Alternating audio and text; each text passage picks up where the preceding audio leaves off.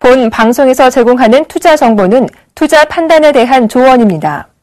방송에서 제공하는 주식의 가치, 가격 상승 및 가격 하락에 대해서는 방송사에서 보장하지 않습니다.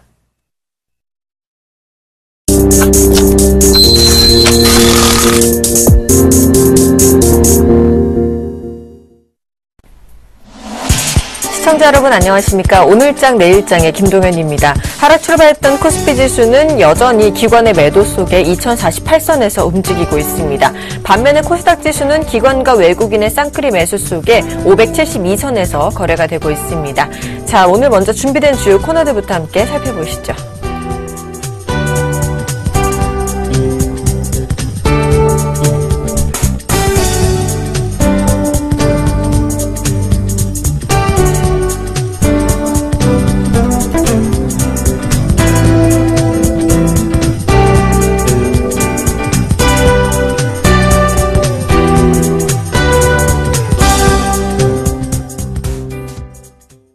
오늘은 외환시장 흐름부터 살펴보도록 하겠습니다. 자세한 소식을 KB 외환선물의 정경팔 팀장님과 연결해서 알아보겠습니다. 안녕하십니까? 네, 안녕하세요. 자, 오늘 원달러 환율이 1019원으로 상승 출발했는데요. 이 시각 외환 동향 살펴봐 주시죠. 네, 달러 환율의 장중 등락이 지속되고 있습니다. 오늘 서울 외환시장은 어제 종가 대비 70전 이 상승한 1019원에 개장했고요.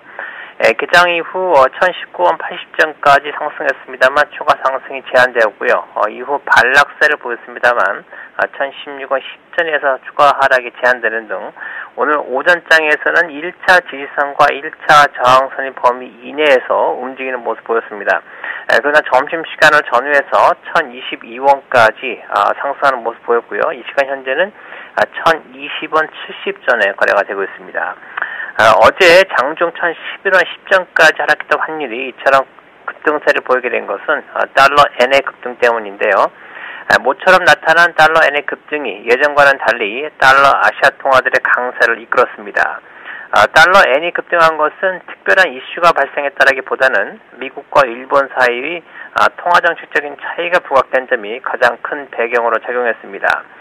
미국의 경제지표가 호조를 보이면서 최근까지 하락세를 보이던 미 국채 수익률이 급 반등하고 있는 점이 달러화의 강세 요인으로 작용했고요.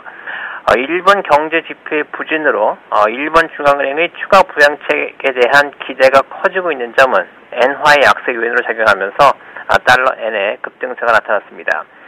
달러 엔은 어제 저녁 자정이 가까워진 시점에 105.20엔까지 상승하면서 뉴욕 외환시장에서 달러 아시아 통화상의 추가 상승을 이끌었습니다. 그러나 달러 원의 경우는 상승 요인이 어제 이미 선 반영된 것으로 인식되면서 뉴욕 역외시장에서 오히려 반락하는 모습 보였고요. 이어지는 서울시장에서도 오전장 중에는 반락세가 지속되었습니다. 그러나 오후장 들어서 달러 엔의 영향으로 상승세가 재개되는 모습 보이고 있습니다.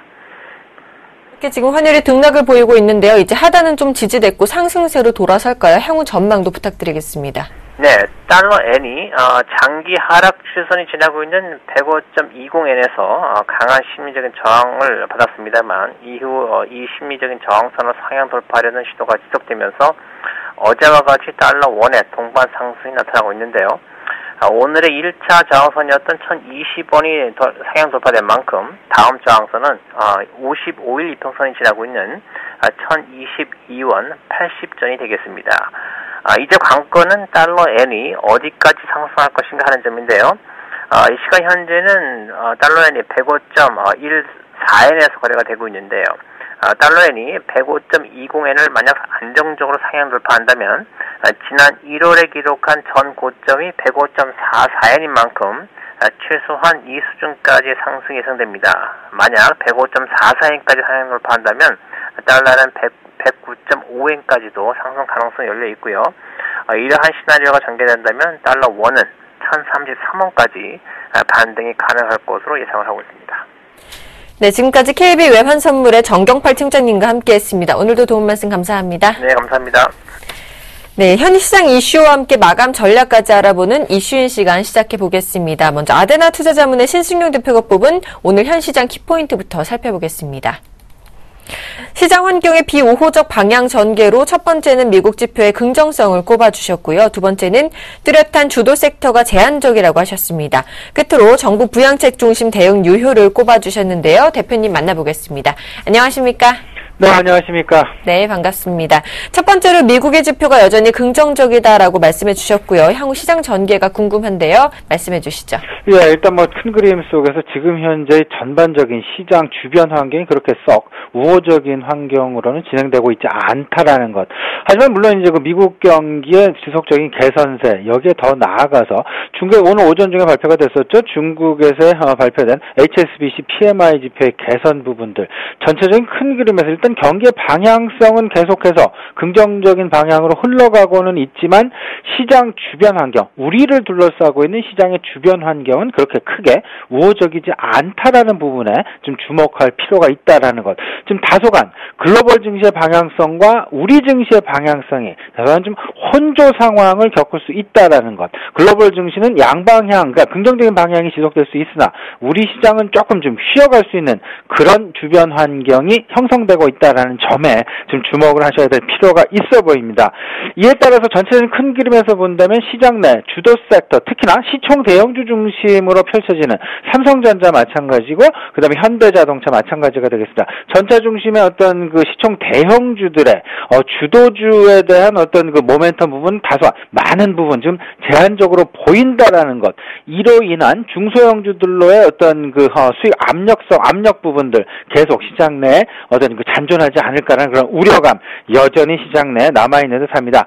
또 한 가지 좀 중요하게 우리가 생각해야 될 부분은 아무래도 그 다음 주 목요일이 되겠습니다. 추석 연휴 대체 휴일이 10일이고요. 그 10일까지 이제 그 시장이 이제 휴장을 할 것이고 그 이후 바로 열리게 되는 그날 쿼드러플 위칭 데이를 맞이하게 됩니다. 이미 시장은 그 영향권 내에 들었다라고 보셔야 될 텐데요. 그 상황 속에서 전체적인 그 비차익 매도가 지금 현재 시장 내에 많이 출현되고 있다라는 점, 이 부분들 전체적인 수급 상황에서 특히나 시총 대형주 중심의 수급 상황이 좀 여유로워 보이지는 않는다라는 부분, 다소한 보수적인 견지에서 시장 계속 관점 유지해야 되겠다는 말씀 드려봅니다.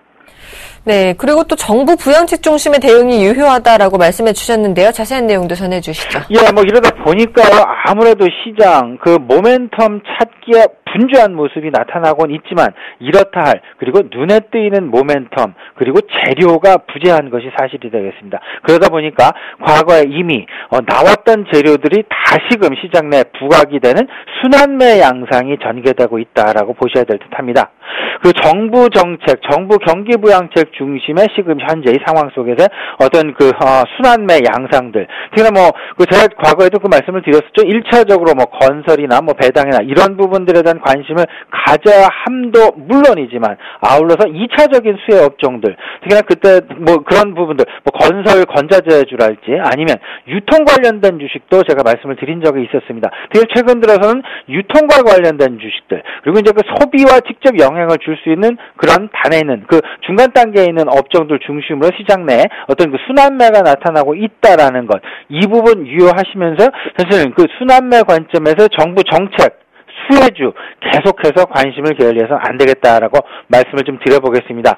아울러서 중국 관점도 다시 한번 좀 강조를 해드리겠습니다. 중국 제조업 중심에서 소비 중심으로 지금 옮겨가고 있다라는 것, 특히나 중국에서의 어떤 뭐 중추절 연휴에 나올 수 있는 그런 중국 관광 소비랄지 아니면 필수 소비재에 대한 관심들 여전히 유효해 보인다라고 말씀을 드리고요.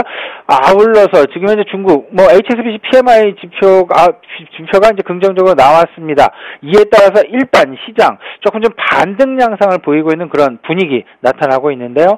계속되는 그 자본재 산업에 대한 불신 부분, 시장 신뢰 부족 부분들 조금은 좀 더 필요해 보이기는 합니다만은 이제 밸류에이션상으로 매우 매력적인 구간에 접근하였다라는 것, 매력적인 구간에 이미 진입하였다라는 점 모든 사람들이 지금 동의를 하고 있습니다. 이럴 때는 바로 그런 그 자본재 산업, 특히나 뭐 화학이나 소재나 이런 종목들 중심으로 해서 경기 민감 소재주 중심으로 해서 저점, 특히 분할 매수 관점으로 대응하면 어떤 그 적정한 수익률 확보할 수 있지 않을까 이렇게 좀 생각을 하고 있습니다.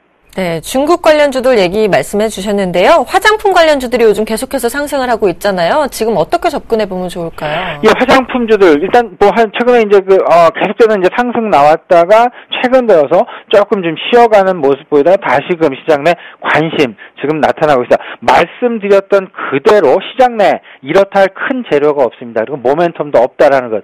그 얘기는 과거의 재료들이 다시금 재부각되는 순환매 과정이 나타날 가능성이 높다라는 부분을 그대로 암시하고 있다고 생각을 하고 있습니다. 이에 따라서요, 계속 그 화장품주도 그렇고요, 모바일 게임주도 그렇고요, 여전히 계속해서 관심 영역권에 두셔야 되겠다라고 강조해드리겠습니다. 알겠습니다. 오늘 말씀 감사드립니다. 지금까지 아데나 투자자문의 신승용 대표의 분석이었습니다. 고맙습니다. 네, 감사합니다.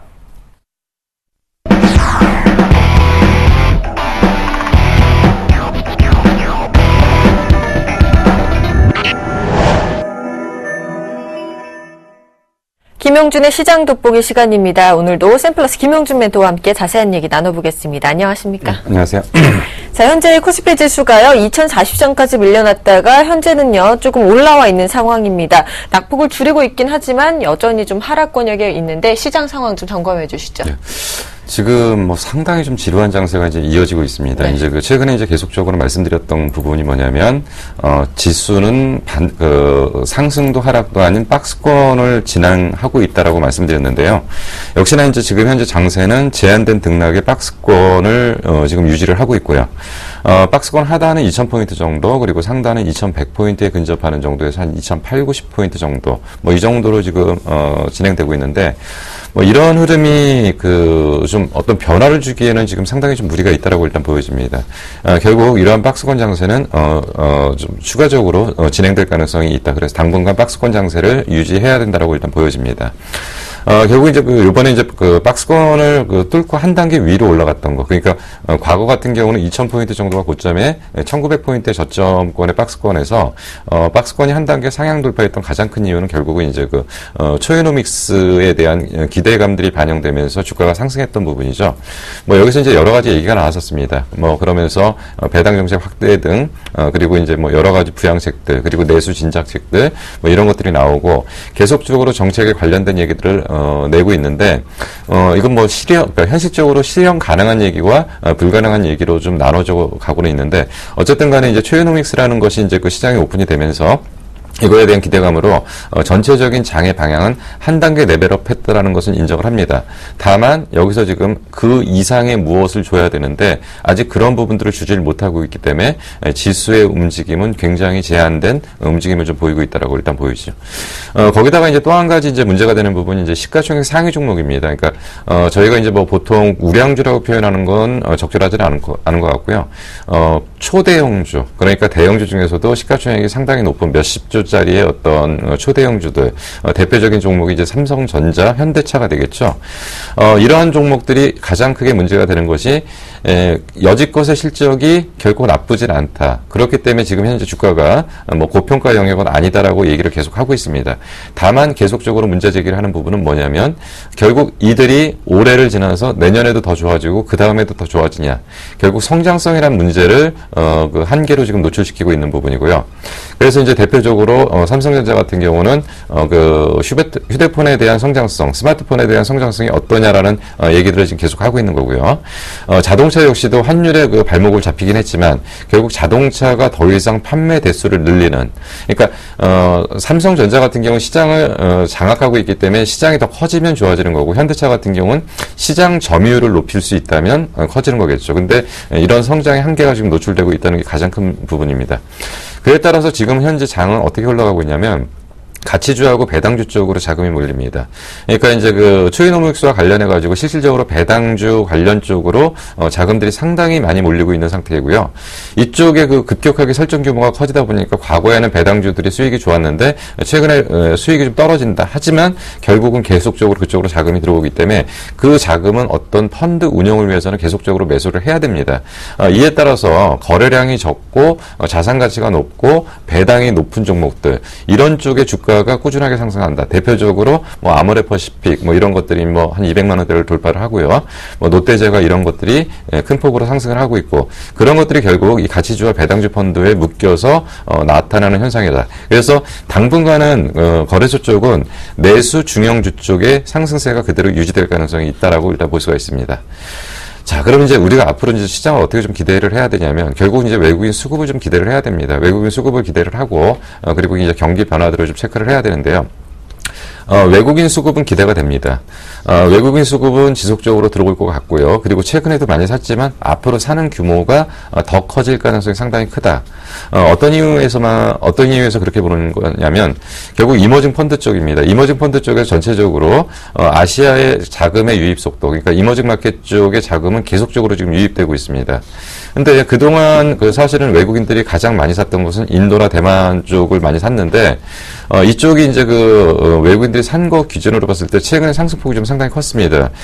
거기에 따라서 추가적으로 외국인들이 더 인도나 대만 쪽에 대한 매수 비중을 높이기는 좀 어렵지 않은가 좀 생각이 듭니다. 결국 국내 증시는 인도나 대만에 비해서 거의 올라온 게 없고요. 그렇기 때문에 가격적인 매력은 오히려 외국인들 이머징 마켓 펀드 쪽에서는 오히려 이제는 대만이나 인도보다는 한국 쪽이 굉장히 유리한 조건이 되기 때문에 결국은 하반기로 가면 갈수록 국내 쪽으로 자금이 외국인들이 추가적으로 많이 유입될 가능성이 상당히 크다라고 일단 볼 수 있습니다. 그리고 일단 또 이제 앞부분에 잠깐 설명이 있었지만 결국 이제 중국 경기의 하반 가능성에 대해서는 계속적으로 좀 얘기를 드렸고요. 결국 이 부분이 어느 정도 확인돼 가는 걸 일단 판단을 할 수가 있습니다. 거기다가 이제 미국의 경기 지표는 지속적으로 좋아지고 있다. 결국 미국의 경제 지표가 좋아지는 것은 과거에 어떤 현상이 벌어졌었냐면 미국이 이제 니먼 사태 이후 엄청난 유동성을 풀고서 거기에 대한 일단 실질적인 효과들이 지금 나타나고 있는 단계라고 지금 보실 수가 있기 때문에 이러한 부분들은 상당 부분 진행될 겁니다. 근데 다만 너무 좋아지면은 결국은 이제 금리 인상 논의 제기가 되겠죠. 그래서 이제 그런 부분들의 돌발 악재는 있겠지만 전체적으로 글로벌 경기 환경은 그렇게 나쁘진 않다. 다만 유럽이 좀 주춤하고 있는 부분이 문제다라는 거죠. 그래서 지금 현재 장세는 박스권 장세 맞습니다. 박스권 장세 맞고요. 여기에 맞는 투자 전략을 그대로 끌고 가셔야 될 것 같습니다. 근데 우선적으로 주 초반에 좀 장이 좀 지루하게 움직였던 부분 중에 가장 큰 부분이 됐던 것은 결국은 주 초반에 예상됐던 게 이제 추석 자금입니다. 보통 이제 올해 투자해 보신 분들은 그것을 다 아시겠지만 결국은 추석하고 설 자금은 자금의 성격, 자금이 매우 많이 필요한 시기입니다. 그렇기 때문에 이때는 전형적으로 지수가 아무리 상황이 좋아도 위쪽으로 가는 경우들은 거의 없었고요. 차익 매물들이 좀 많이 나왔다라고 일단 볼 수가 있습니다. 그러면 이번 역시도 예외는 아닐 거기 때문에 그러면 추석 관련 자금을 마련하려고 그러면 오늘 종가까지 팔아야 되겠죠. 아니면은 다른 방법으로 이제 파는 방법도 있겠지만 어쨌든 간에 일반인들이 대부분 매도하는 방법은 오늘 종가까지 팔 가능성이 상당히 크다. 그렇다고 한다면 오히려 오늘이 끝나고 나서 후반으로 가면은 조금 더 환경은 나아지지 않을까. 근데 이제 아까 이제 앞부분에 설명하신 것처럼 이제 바로 이제 옵션 만기이기 때문에 대형주 쪽에서는 또 부담이 좀 될 것으로 판단이 됩니다. 그래서 일단은 지금 매매 방법은 시가총액이 너무 높은 쪽의 종목은 좀 피하는 게 좀 좋을 것 같고요. 거래소 쪽에서 만약에 이제 들어온다고 한다면 반등이 좀 들어온다고 한다면 2100포인트 정도가 들어온다고 한다면 종목의 차이는 기본적으로 있습니다. 그러나 초대형주 쪽에서는 비중을 적극적으로 줄이는 게 좀 좋을 것 같고요. 코스닥 시장은 570 안착 여부가 중요합니다. 일단은 앞부분에서 대단한 매물대로 형성했고 그리고 이제 올해 몇 차례 시도했다가 꺾였던 자리가 이제 570, 580권대인데 570에 안착을 한다고 한다면 여기서는 이제 본격적으로 중소형주 종목별 수익률 게임이 새롭게 전개될 가능성이 상당히 크다. 그래서 대형주에 대한 수익률 게임은 한계가 있을 거고요. 중소형주 쪽으로 수익률 게임이 진행되는 추석 이후에 장세가 그렇게 좀 전개되지 않을까 좀 판단이 됩니다. 네. 오늘 관심 종목 준비하셨다고 들었어요. 어떤 종목 준비해 오셨나요? 네. 계속적으로 이제 말씀드렸었던 종목 중인데 서울반도체입니다. 이제는 매매 전략을 좀 짜봐야 될 필요가 좀 된 것 같고요. 바닥에서 지금 이제 박스권을 좀 그리고 있는데 잠깐 차트 모양만 먼저 좀 보면서 그 종목에 대한 설명을 좀 해드리도록 하겠습니다. 일단은 가격은 26,000원에 하단을 잡았고요. 그리고 이제 저점을 한 번 잡고 두 번 잡고 그리고서 이제 전체적인 방향은 위쪽으로 가려고 하는 어떤 모양들을 좀 보이는데 최근의 상승에 대해서 이틀 동안 강한 눌림목이 좀 나왔습니다. 자, 이렇다고 한다면 이 종목은 최소한 박스권 하단, 박스권 상단 정도에서 박스권 매매가 좀 진행될 가능성이 있는데 전체적으로 그 상황들을 좀 LED에 대한 환경들을 좀 봐야 될 것 같습니다. 계속적으로 서울 반도체를 그 LED 쪽의 그 가장 핵심 종목으로 말씀드리는 이유 중에 하나는 뭐냐면 이쪽은 이미 LED 쪽의 전체적인 매출에서 조명 관련 비중의 매출이 50%를 이제 넘어갔다. 무슨 얘기냐면 지금 LED 업황 전체적으로 보면 IT와 조명 쪽으로 나눌 수 있다라고 말씀드렸고요. IT는 아직도 업황이 부진합니다. 그렇기 때문에 요번에 이제 서울 반도체가 2분기 실적을 발표했을 때 실적이 별로 좋지 않았다는 것은 조명 쪽이 나빴던 게 아니라 IT 쪽이 나빴고요. 일회성 마케팅 비용, 아크리치 3를 이제 공개하면서 여기에 대한 마케팅 비용이 많이 들어갔다는 부분입니다. 근데 지금 이제 그 서울 반도체는 이제 LED 조명 관련 매출이 이제 50%를 상회했기 때문에 결국은 이러한 부분들을 이제 서서히 그 확대시킬 가능성이 크고요. 그리고 이제 LED 쪽에서는 지금 이제 IT 쪽의 업황이 좀 안 좋다 하더라도 조명 쪽에 대한 이익 기여도, 그러니까 매출 기여도가 아니라 이익 기여도입니다. 그러니까 매출에 올라가는 속도는 전체적인 볼륨에서 크지는 않겠지만은 이익 폭이 증가하는 부분은 LED의 개선에 따라서, 조명의 개선에 따라서 굉장히 빠른 속도로 회복되고 있다고 일단 볼 수가 있습니다. 거기다가 이제 올해 같은 경우 LED가 올해도 성장을 하긴 했지만 내년 2015년도를 갖다가 가장 크게 보는 게 폭발적인 성장이 나타나는 원년이라고 지금 보고 있습니다. 그래서 지금 이제 2015년도 보면은 LED 칩 기준으로는 15년도에는 공급 부족 현상이 나타날 가능성이 상당히 큽니다. 2011년도 말 이후 12년, 13년, 14년을 겪어오면서 칩은 약간씩 공급 초과 현상들이 좀 나타났었는데 15년을 기준으로 공급 부족 현상이 나타납니다. 그 이유는 뭐냐면 그동안 업황이 안 좋아서 도태되거나 사업을 접거나 아니면 회사가 없어지거나 했던 회사들이 상당히 많기 때문에 이제는 15년도가 들어가면서부터는 칩 공급 부족 현상들이 나타날 거라는 거죠. 그리고 또 한 가지가 이제 백열 등 판매 금지 조치가 대부분 14년도 OECD 국가를 기준으로 14년도 초반에 형성됐는데 실질적인 효과는 14년도 하반기부터 나타납니다. 왜 그러냐면 백열 등에 대한 재고 처리 과정들이 있었기 때문에 상반기까지는 이런 부분들의 효과가 실질적으로 나타나진 않았고요. 14년도 하반기부터는 백열 등 판매 금지 조치에 대한 실질적인 효과들이 좀 나타날 가능성이 상당히 큽니다. 자, 그러면 서울 반도체가 최근에 이렇게 급격하게 조정을 받았던 이유 중에 하나가 뭐냐면 12년 말부터 13년도까지 너무 오랫동안 상승했습니다. 이 부분은 이제 주봉을 한번 보여드리겠습니다. 주봉을 보시면은 장기적으로 상승을 했죠. 굉장히 오랫동안, 그러니까 2만 원대 주가가 결국 이제 5만 원까지 가면서 2.5배 정도 상승을 했습니다. 근데 정확하게 12년도 말부터 상승을 해서 거의 14년도 초까지 상승을 했죠. 그러니까 한 1년 6개월 정도로 상승을 하면서 가격은 2.5배 정도 상승했습니다. 결국 지금 조정이라는 건 어떻게 보면 되냐면 전체적인 상승에 대한 조정이라고 보시면 되고요. 그리고 이제 그 수급적인 측면에서 좀 나타납니다. 외국인이 그 최고점까지 샀을 때는 1,300만 주까지 들어갔었습니다. 근데 일부 차익 실현이 됐고요. 그리고 이때 이거와 관련된 수급적인 측면에서도 대부분 매도 물량은 마무리가 됐다라고 일단 판단이 됩니다. 그래서 매수를 하신다고 한다면 분할 매수 관점에서 접근 가능할 것 같아요. 일단 우선적으로 28,000원 정도 가능할 것 같고요. 28,000원은 지금 박스권 하단 정도에 위치하는 가격대이고 혹시나 추가적으로 더 이탈을 한다면 앞에 저점대인 26,000원대 여기까지는 매수 가능 영역이고요. 손절 라인은 굳이 설정할 필요는 없을 것 같은데 그때는 여러 가지 그 장 상황이나 이런 걸 봐가면서 그거에 맞는 전략을 좀 짜보시는 게 좋을 것 같고요. 만약에 상승한다면 1차 목표가는 한 35,000원 정도 하락하기 전에 어떤 가격대를 형성했던 가격대 이 정도까지는 끌고 가셔도 크게 무리가 없을 걸로 판단이 됩니다. 알겠습니다. 지금까지 샘플러스 김용준 멘토와 시장 상황도 점검해 봤고요. 또 서울 반도체까지 알아보는 시간 마련했습니다. 오늘도 도움 말씀 감사합니다. 네, 감사합니다.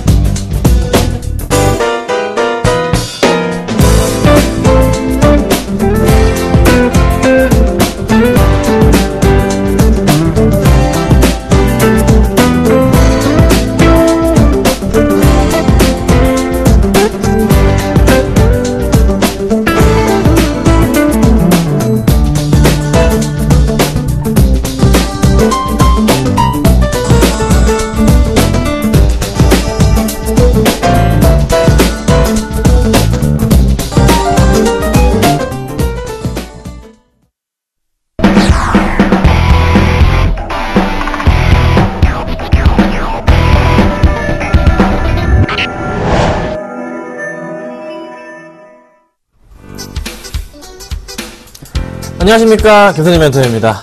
네, 시장 분위기가 나쁘다고 해야 될지 좋다고 해야 될지 어제 밀렸던 부분에서 일단 멈췄어요. 그래서 2049포인트 중반대 좀 보여주고 있는데요.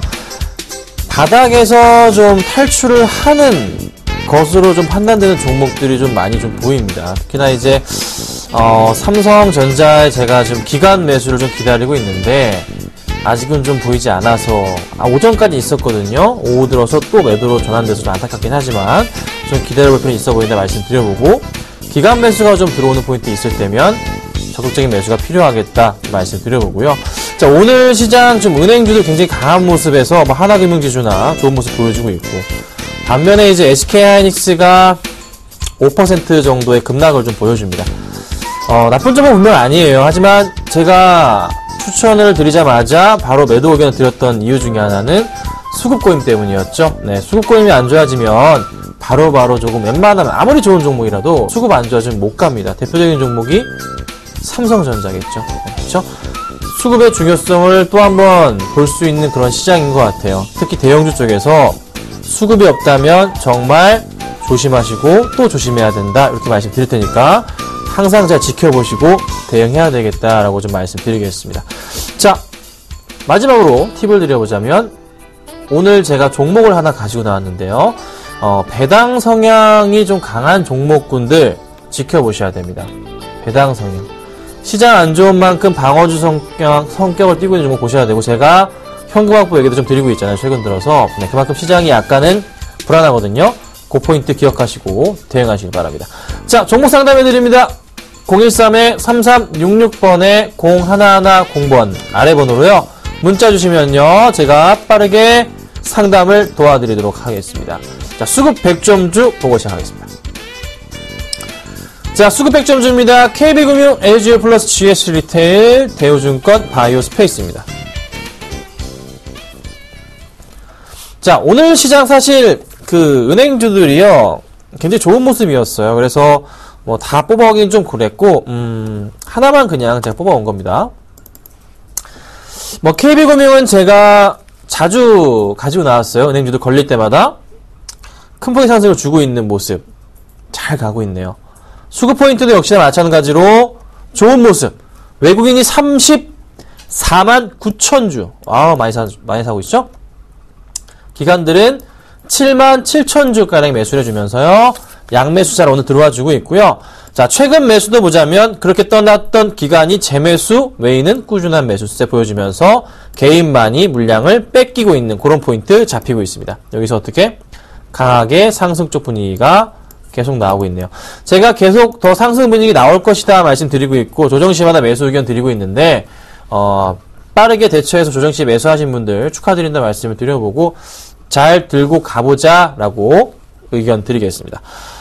자, 얘가 또 갑니다. LG유플러스.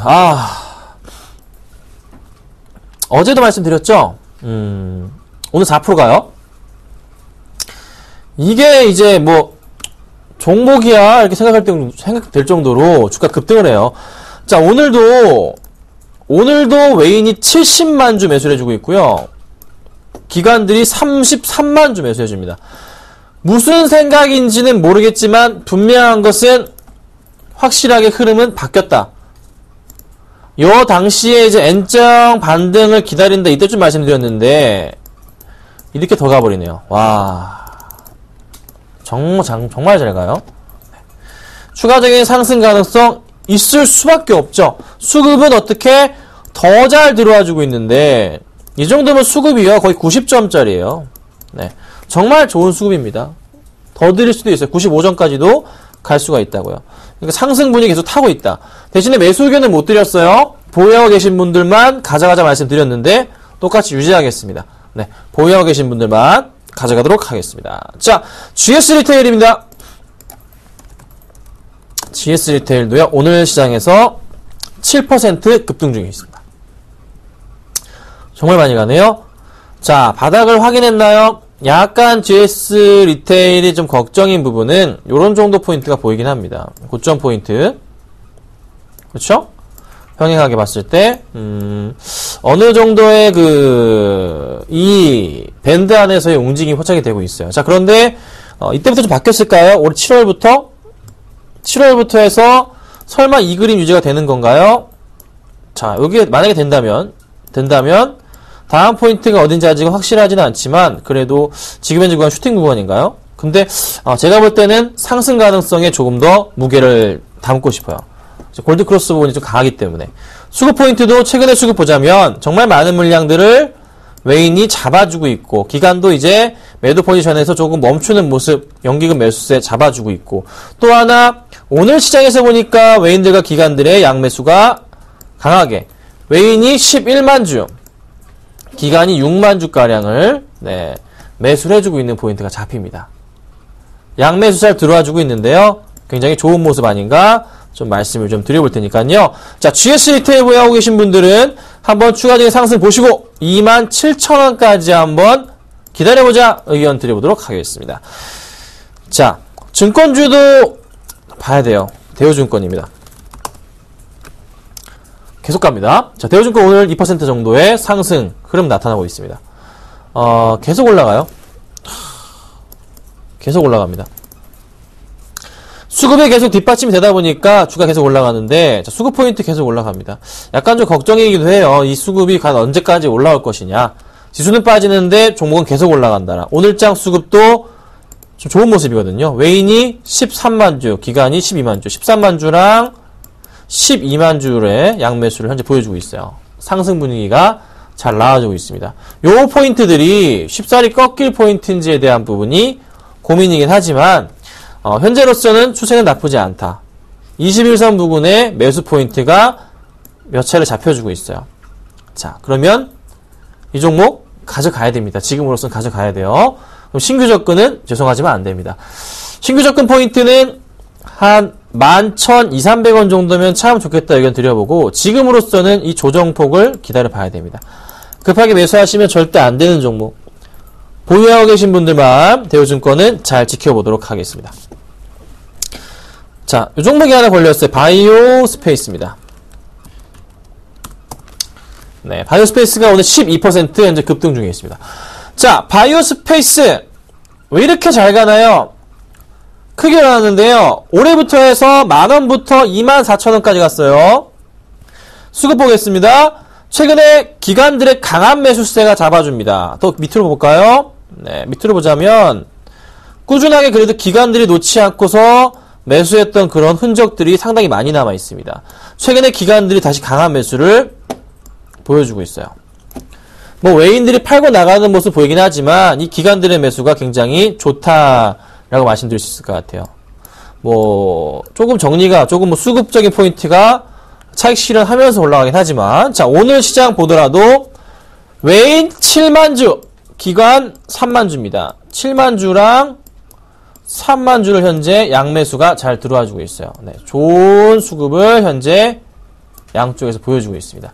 추가적인 상승 가능할까요? 네, 가능합니다. 상승 분위기 조금 더 강하게 나올 가능성이 있다. 하지만 현재 구간대에서는 사실 매도 시점으로 봐야 되기 때문에 절대적인 접근은 안 되고 매수하실 분들은 최소한 22,000원 보셔야 돼요. 22,000원 내려왔을 때 다시 반등 주면서 수급 들어올 때가 최고의 포인트가 아닌가 말씀드려봅니다. 급한 매수하지 마시고요. 시장 상황 보시면서 천천히 대응해보자. 이렇게 의견 드리겠습니다. 현재로서는 보유하시면 돼요. 자, 상담해드릴게요. 뭐가 많네요. 자, 제일약품이 있어요. 21,100원에 비중 20% 2616님 21,100원 보겠습니다. 제일약품. 오늘 하한가 갔네요? 또 갔구나. 이틀 연속 갔나요? 어우, 몰랐네. 이틀까지 간진. 자, 제가 제약주들을 광동제약은 빼고서 잘 안 쳐다보는지라 광동제약은 제약주가 아니죠, 사실. 어떤 이슈 때문인지 솔직하게 모릅니다. 좀 보고 말씀드리겠습니다. 어떤 이슈로 이렇게 흔들리는 건가요? 어디 봅시다. 딱히 지금 현재로서는 나와 있는 부분은 없는데요. 수급 포인트가 있나요? 제가 자세하게 확인해 봐야 될 것 같은데 기간의 매도세가 좀 잡히고 있고 매수하신 구간이 현재 구간대인데 현재 창 열어보자면 잠겨버렸네요. 2만원 가격에 15만 주 정도면 굉장히 많은 겁니다. 오늘 거래량이 34만 주인데. 자, 지켜보다가 하는 찰나에 하한가를 가버린 거죠. 자, 근데 보통 어제 이렇게 밀렸을 때 정리를 왜 안 하셨다가 반등 주실 줄 아셨나봐요. 근데 바로 이제 빠져버렸어요. 오늘 뭐 그냥 거의 9시 한 몇 분인가요? 45분쯤 기준으로 해가지고는 40분쯤 해가지고는 바로 하한가로 직행해버렸네요. 어제는 10시 반 정도까지. 오전에 일이 바쁘신 것 같아요. 그러셔서 대응을 못 하신 것 같은데, 오늘 또 안 되고, 내일 이 정도 물량이면 또 내려갑니다. 일단 빠져나오셔야 돼요. 어떻게 할 수가 없어요. 빠져나오셔야 돼요. 네. 수급 포인트 전혀 없고, 오늘장 수급은 뭐 잡히는 거, 기타 업이 1000주 매수, 이건 뭐 장난도 아니고, 내일 좀 반등을 줄 가능성은 있어 보이니까요. 보통 두 번 한가 간 이후부터는 반등을 줍니다. 그래서 좀 반등 주면은 물량을 조금 줄이도록 하겠습니다. 절반 정도는 줄여보시고, 안전하게 좀 대응해보자 말씀드릴 테니까 좀 참고 부탁드릴게요. 자, 그 다음 보겠습니다. S넷은 참 많이 질문이 옵니다. 8516님, 4,820원에 비중 10%. 네. 뭐, 천천히 좀 상승을 주는 분위기인데 재미는 없어요. 그냥 거기서 거기에요. 매수가 부근에 오면 그냥 정리를 좀 하시면 좋을 것 같아요. 저번에도 해드렸던 것 같은데, 제가, 매수가 부근 정리를 하면 어떨까요? 시가총액 자체가 크지가 않아요. 수급 포인트도 썩 찾아볼 수는 없어요. 마음에 안 든다고요. 좋지가 않은 포인트입니다. 네. 언제 상승을 줄지. 좀 이놈의 테마는 좀 그만 좀 울먹입시다. 네. 아시죠? 매수가 근처 오면 정리 좀 하세요. 좋은 거 아닙니다. 부탁드리는데요. 매수가 오면 정리 부탁드리겠습니다. 한진해운홀딩스 바로 보겠습니다. 오늘 좀 빨리 볼게요. 한진해운홀딩스 11,000원 비중 70% 5011님 보겠습니다. 11,000원이요. 자, 11,000원이시라. 자, 요렇게 포인트가 있어요. 요때쯤에 이제 매수를 하셨죠? 네, 매수를 하셨습니다. 자, 한진해운홀딩스 얼마나 높은 가격에 사신 건가 고민을 해보니까 언제 사셨나? 7월달에 사셨나? 8월달에 사셨는지는 제가 자세하게 모르겠지만 어찌됐든 지금 현재 구간대에서는 한 13% 아니구나 20% 이상 좀 손해를 좀 보고 계신 구간인데 계속 흘러 내려가요. 네. 좀 걱정일 수가 있어요. 자, 근데 재밌는 점을 하나 말씀드려보자면 이미 한번 분할 된 이후부터 주가가 조금 급등한 이후에 모멘텀이 사실 소멸된 게 맞습니다. 그래서 어느 정도 다시 반등을 한번 재차 주고 나서 거의 뭐 8월부터랄까요? 8월 중반부터 좀 강한 매도세가 계속 잡히네요.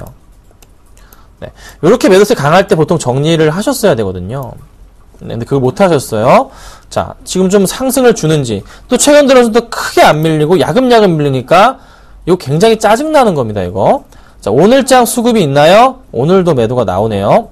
맨 위에인데요. 기간 4,000주 매도 나옵니다. 좋지가 않아요, 흐름이. 부탁드릴 건 비중을 좀 줄여보시는 거 말씀드릴게요. 일단 추세는 하락 추세입니다. 네, 그래서 비중을 줄이신 이후에 다시 좀 반등 줄 때 그때 다시 담으셔가지고 단가를 낮춰보자 말씀드릴게요. 지금으로서는 이 종목에 대해서 기대를 하실 필요는 없을 것 같아요. 네. 설마 이제 그 매수가 부근까지 온다면 정리를 하시면 좋겠는데 여기서 상한가 가도 이제 10,000원이거든요. 네. 오늘 상한가 만약 가게 될 경우 9,890원이에요. 10,000원이 안 돼요, 채. 흐름이 썩 좋지는 않습니다. 잠깐 여러분과 다시 외인 매수가 좀 잡히긴 하는데 요거 가지고는 아직 판단이 안 됩니다. 그래서 비중을 좀 줄이신 이후에 다시 재반등 줄 때 그때 들어가 보자. 기관이든 외인이든 수급 좀 많이 들어올 때 그때 다시 노려보도록 하겠습니다. 오늘은 그 수급을 확인하기에는 좀 이른 시점이다 말씀드릴 테니까 참고 부탁드릴게요. 자, 그 다음 보겠습니다. 자, 사파이어 테크놀로지 31,800원에 비중 10% 33님 보겠습니다. 네, 비중 10%. 단가가 꽤나 높으시죠? 네. 31,800원. 자, 거기는 바닥 포인트에서 매수를 하셨어요. 매수를 하셨는데, 다시 상승을 죽인, 아직은 이쪽 관련주들이 사실 좀 고평가 부분이 있어요. 네. 서울반도체도 오늘 좀 많이 밀리고 있고요. 루멘스도 좀 밀립니다. 제가 서울반도체 나쁘게 보는 사람 아닙니다. 하지만 조금 더 밀렸다가 올라갈 가능성에 대해서 최근 들어서 말씀드리고 있어요. 자, 사파이어 테크놀로지도 뭐 애플 이슈가 있긴 하고 바닥까지 내려오긴 했지만 다시 상승으로의 분위기를 잡기에는 아직은 좀 밀려 보입니다. 자, 오늘장 수급이랑 좀 최근 수급을 체크해 볼게요. 자, 최근 수급 보자면 기관들의 이 매수세 흐름은 나쁘지 않아요. 근데 외인 매도세가 좀 강하죠? 그래서 개인이 받쳐주잖아요, 물량. 이거는 좋은 건 아닙니다. 그렇죠? 약간 애매해진 상황이고요. 자, 오늘장 수급 체크해 보자면 역시나 양매도가 나오네요. 좋지가 않아 보입니다. 자, 이럴 경우 뭡니까? 일단 피하고 보자. 전저점 포인트 깨고 내려가는 그림은 좋지가 않습니다. 매도를 하신 이후에 다른 종목으로 대응하시던가 아니면 다시 반등을 줄 때 그때 조금 따라 다시 한번 들어가 보시는 건 어떨까? 지금은 너무 가격적인 메리트와 수급 메리트가 너무 약하다. 네. 재반등을 주기 위한 포인트가 너무 부족하다는 판단입니다. 비중 축소 아니면 전량 손절 의견 드릴 테니까요. 참고 부탁드리겠습니다. 자, 그 다음 볼게요. 효성 볼게요. 75,000원 비중 30% 2290님 보겠습니다. 75,000원이에요. 네, 자, 잘 잡으셨어요. 75,000원 사실은 75,000원 위에서부터는 거의 뭐 매도 관점의 대응이었는데 그래도 용기 내셔서 잘 담으셨습니다. 다행히도 잘 올라갔고요. 요 포인트에서 안 꺾이고 잘 올라갔네요. 자, 오늘도 밑꼬리 달리면서 주가가 올라가는 포인트가 좀 보입니다. 수급 볼게요. 자, 수급 보니까요. 외인들이 매도 4거래일. 기간이 매수를 잘 받쳐주긴 하는데 요거 좀 나가네요. 살살. 매수가 조금씩 줄어드는 느낌? 뭔가 약간 꺼름직한 자리입니다. 자, 오늘장 수급이 보면 나오겠죠? 자, 오늘장 수급, 다행히 기간대 다시 매수가 들어옵니다. 참 다행이네요. 자, 기간 매수 잡히고, 연기금 매수 잡히고, 좋아요. 좋습니다. 그러면, 흐름을 보건데, 요게, 다시 한번, 얼마가 깨지면 안 되냐면, 77,500원입니다. 77,500원 이탈 시에는 비중을 줄이도록 하겠습니다. 이미 비중이 너무 크십니다. 30%는 아니죠. 77,500원을 깬다. 그러면 비중을 30%가 아니라 10%까지 낮추시고 가져가도록 하겠습니다. 아셨죠? 그렇게 대응하시면 아무 문제 없이 잘 버틸 수 있고 가져갈 수 있다. 이렇게 체크해드리겠습니다. 자, 그 다음 볼게요. 자, LG화학 보겠습니다. 288,500원에 비중이 20%고요. 8384님 보겠습니다. 거의 29만원이시네요. 제가 어제 LG화학을 손절 처리를 했어요. 공개방송상에서 손절 처리를 했고요. 오전 방송에서도 손절 처리를 했습니다. 손절 처리를 한 이유 중에 하나는 사실 기대했던 건 이 포인트였어요. LG화학을 언제 매수했냐면요. 사인을 이날 들여서 매수가 들어갔습니다. 거의 27만원 초반이었어요. 완전 초반. 매수 사인을 드렸고요. 좀 상승을 주는데 꺾이더라고요. 그런데 문제는 제가 그래도 이 하단 포인트, 단기전 박스권 포인트에서 밀리지만 않으면 괜찮다 판단했는데 어제 갑자기 밀려주면서 제가 이건 추세 이탈이다 판단이 돼서 어제 제가 손절 처리를 했습니다. 이 방송에서 손절 처리했죠? 네, 마이너스 4% 정도. 아니나 다를까 오늘 또 추가 하락이 나옵니다. 지수 대비해서 너무나 많이 밀리는 모습이죠. 28만원이십니다. 28만 8천, 거의 29만원대. 네. 나쁜 정보는 아니에요. 다시 매수 기회를 저도 기다리고 있을 뿐이에요. 언제 올라갈까요? 자, 모멘텀은 너무나 확실합니다. 아우디 쪽에 배터리, 애플, 배터리, 여타, 중국 쪽도 마찬가지 배터리. 자, 또 여타 다른 쪽 화학 분야에 있어서. 꾸준하게 하반기 실적은 개선사항이 굉장히 큰 종목이에요. 저는 그냥 기다릴 뿐입니다. 다시 얘가 올라가기를 기다릴 뿐이에요. 그 기다렸다가 다시 매수 의견을 드릴 겁니다. 자, 두 가지 방법이 있습니다. 못 기다리겠다. 다시 매도 사인 나올 때 그때 그냥 다시 들어가겠다 판단하신다면은 사실 손절을 해야 되는 게 맞지만 현재 마이너스 10%가 넘어가시는 상황이기 때문에 쉽게 손절하시기는 쉽지 않으실 겁니다. 비중을 말씀드리죠. 항상 비중은 10%. 만약에 10% 사셨다면은 전체 계좌에 마이너스 1%밖에 피해를 안 주기 때문에 정리를 가감하게 할 수 있었습니다. 하지만 당장은 좀 힘드시죠?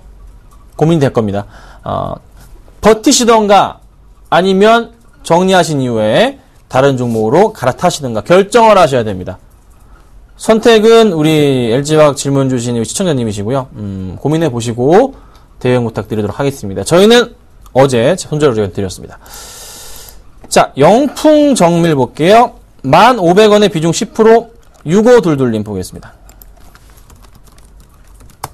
네, 1,500원에 거의 딱 걸려있어요. 매수가 오늘 사신 건가요? 모르겠는데 딱 걸려있네요. 자, 비중은 잘 하셨어요. 거의 뭐 쌍바닥이 아니죠? 이거 몇 바닥이에요? 벌써 세 번째 바닥이죠? 이렇게 본다면 올라가네요. 자, 오늘장 수급은 당연히 어떻게 나올까요? 살펴볼게요. 들어오네요. 많지는 않지만 장 끝나고 봐야 되긴 하겠지만 기간 매수가 좀 잡힙니다. 그럼 외인이 좀 매도를 하고 있나요? 외인도 매수가 좀 잡히고 있는데 기간의 매도로 다시 돌아섰나? 현재 창보다는 다시 최근의 수급 보자면 기간은 계속 매도를 하고 있는데 투신권에서 특히 강한 매도, 약간 조금 수급 포인트가 깔끔하지가 않아요. 주인이 없다는 느낌이 납니다. 굉장히 내일 중요할 것 같아요. 내일. 오늘 아니라 내일. 자, 잡아드릴게요. 지금 120일 라인까지 왔습니다. 잡아드립니다. 1,100원 잡아드릴게요. 1,100원 이탈할 경우에 비중을 절반 줄이십니다. 10%인데 5%까지 줄이시란 소리예요. 그리고 나서 다시 올라간다면 매수가 가능하겠지만 사실 만 원대 초반까지 내려와서 10,000원을 깨고 내려간다면 힘들 것 같고, 내일 다시 올라간다면 내일 바로 올라가줘야 돼요. 오전 안에 올라가줘야 됩니다. 올라가준다면은 다시 이 친구는 얼마까지 1,500원 정도까지는 좀 가능성이 있어 보이네요. 대신에 11,500원에는 정리하셔야 됩니다. 수익 실현하셔야 돼요. 그래서 1,100원 사이와 11,500원 사이의 갭을 이렇게 잡아드릴 테니까요. 기억하셨다가 꼭 체크하시고 대응하시면 좋겠습니다. 자, SK하이닉스예요. 47,500원이십니다. 비중 20% 4008님 보겠습니다. 5.2% 빠져요. 제가 한 46,000원 좀 넘어갔을 때 매수 의견을 드렸었죠. 그리고 이때쯤이에요. 바로 며칠 있다 손절 쳤습니다. 네, 손절 쳤던 이유가 이거예요. 자, 이때쯤 샀어요. 이때쯤 매수 수급 들어오길래 괜찮겠다. 매수하시죠. 했는데 안 좋습니다. 바로 손절 쳤습니다. 근데 바로 며칠 사이에 손절을 쳤어요. 마이너스 2% 3%인가 제가 손절 처리를 했어요. 아무리 좋은 종목이라도 뭐 나중에 어떻든 간에 수급 안 좋으면 안 되거든요. 특히 대형주들은 수급이 안 좋으면 안 돼요. 밀리잖아요. 47,000원이시면 7,500원이시면 언제 산지는 제가 모르겠지만 이때는 아니신 것 같고, 뭐 최소한 뭐 이때시거나 이때신 것 같아요. 고민이 많이 되실 것 같아요. 네. 방송을 좀 보셨다면 손절 의견 드렸을 때 손절하셨더라면 그나마 좀 나았을 것 같은데 방송을 바쁘셔서 못 보신 것 같고, 다시 제 상승 분위기는 나올 거예요. 근데 오늘장 수급은 굉장히 좋지가 않네요. 외인이 54만 주, 55만 주 매도하고 있고요. 기관이 100만 주 매도하고 있습니다. 버린 거예요, 이거. 버린 거. 추가적인 하락 가능성이 좀 있다는 판단이거든요. 네.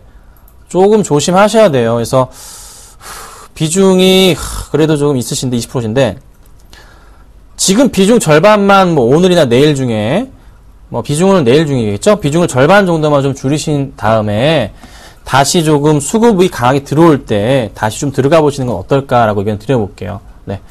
너무 모멘텀 좋다고 증권가에서 진짜 제가 이런 말 해도 모르겠는데 짓거렸어. 너무 개인 투자자분들 현혹시켰어요. 너무 현혹시켰어요. 네. 저도 현혹됐습니다. 하지만 바로바로 손절 쳤죠? 마이너스 4% 손절 한번 쳤었고요. 3% 손절 한번 쳤습니다. 하이닉스는 저랑 안 맞나봐요. 언젠가 반드시 수익을 내고 말 건데 어쨌든 지금 상황으로서는 좋지가 않습니다. 방금 말씀드렸던 포인트 기억하시고 대응하셨으면 좋겠습니다. 잘 판단하시고 좀 해주세요. 자, 여기까지만 하고 제가 종목이 있기 때문에 종목 얘기를 좀 길게 드릴게요. 종목인데요. 종목 얘기 전에 저 AS를 좀 하고 종목 얘기 드릴게요. 자, 2개 있는데요. 그냥 가져갑니다. 네, 그냥 가져갈게요. 삼성물산이 조금 흔들렸는데, 네. 괜찮아요. 홀딩 하시면 돼요. 가져가도록 하겠습니다. 오늘 제가 가지고 나온 종목은 동서라는 종목입니다. 동서. 여러분, 동서 아시죠? 동서 식품 커피. 이러면 돼요. 자, 동서는 동서식품의 지분을 50% 정도 보유하고 있는 회사예요. 그냥 동서의 자회사입니다. 이슈는 이거예요. 커피값이요. 굉장히 좀 많이 올랐어요. 네. 뭐 거의 뭐 2배가 올랐다 볼 수가 있어요. 2배 정도가. 그리고 나서 어떻게 합니까? 커피값 인상을 합니다. 한 4.9% 정도 평균적으로 인상을 시켰어요. 자, 그리고 최근에 수급도 굉장히 긍정적인데 좀 이따 말씀드리고요. 자, 제가 커피값을 제가 원자재를 열어놨어요. 주봉인데요. 올해 1월부터인데요. 여기가 1월이에요. 1월입니다. 자, 1월부터 해서 100달러, 110달러에서 지금 얼마? 209달러까지 많이 올랐어요. 그렇죠? 2배가 올랐단 말이에요.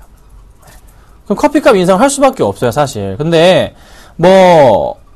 워낙 강세 아니냐, 그렇게 볼 수가 있지만, 이 속도보다는 안 되는 거죠. 어쩔 수 없이 커피값 인상을 했죠. 근데, 재밌는 것은, 보통 물량을 좀 쌓아놓긴 하는데, 워낙에 빨리 팔리니까, 좀 힘든 부분이 있지만요. 어쨌든 이로 인해서, 매출 확대 포인트는 현재 생긴다는 겁니다. 누가? 동서라는 회사가 매출 확대 포인트가 생긴다는 거죠. 또 하나, 동서는요, 3년 동안 배당을 3% 이상씩 한 회사입니다. 자, 올해도 기대가 좀 커요. 수급 보여드릴게요. 자, 수급 보자면 기관들의 매수가 한 달 동안 보시면 아시겠지만 45만 8천 주. 자, 보통 이제 최근 들어서 거래량은 10만 주가 안 되는 날도 많았고요. 보통 10만 주 내외의 움직임을 자주 보여줬었어요. 자, 그런데 오늘 현재까지 약 46만 주가량의 거래량을 보여주면서 굉장히 양호한 모습 보여줍니다. 잠정치 보더라도요, 보이실지 모르겠는데요. 기관의 매수가 오늘도 잡히고 있어요. 현재 창 열어보니까요, 외인의 매도가 잡히지만 매수도 만만치 않게 들어옵니다. 네. 양호한 모습이 포착이 됩니다. 오늘 급등합니다. 네, 급등하는 거 알고 있습니다. 하지만 여기서 끝날 분위기가 아니라 한 번 더 상승 라인을 필 수 있는 게 배당 매력 있죠? 그리고 또 커피값 올라가죠? 2분기 실적까지가 한 순이익이 801억 정도 나왔는데 올해 단순 계산 1600억 이상 좀 할 것으로 좀 판단이 되고 있어요. 그래서 추가적인 상승 흐름에 대해서 고민을 해봐야 되지 않을까.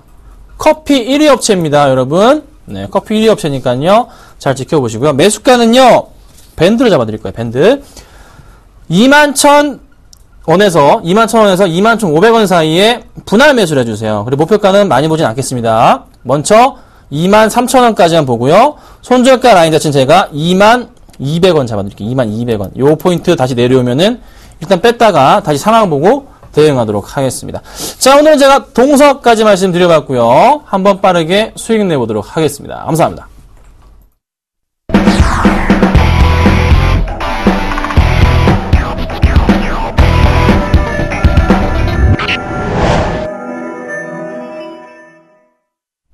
장 마감까지 7분 후 정도 앞두고 있습니다. 현재 코스피 지수는 기관의 매도 속에 2049포인트에서 약보한 마감이 예상되고요. 코스닥 지수는 외인과 기관의 쌍끌이 매수 덕분에 571포인트에서 마감이 예상되고 있습니다. 오늘장 내일장 오늘 준비한 소식은 여기까지입니다. 시청해주신 여러분 감사합니다.